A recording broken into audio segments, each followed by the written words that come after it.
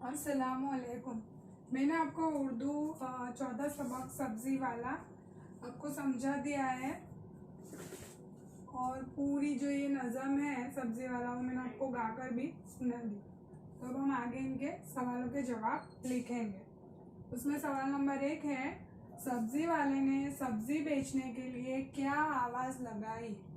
तो बच्चों वो क्या कहकर अपनी सब्जियां बेचता था? सब्जी वाला सब्जी लाया, सब्जी ले लो, सब्जी ले लो।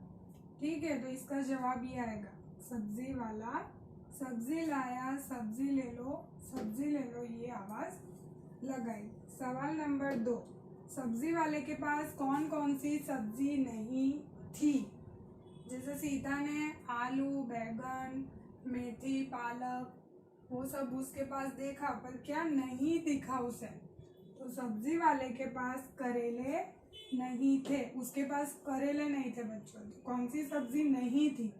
तो यहाँ जवाब आएगा, सब्जी वाले के पास करेले नहीं थे।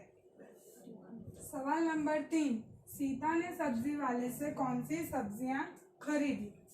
तो सीता ने सब्जी वाले से तूरी, नींबू और आलू खरीदा।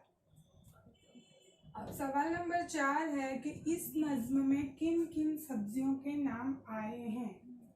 तो मैंने आपको ये नज्म समझाई है, उसमें कौन कौन सी सब्जियां थी बच्चों?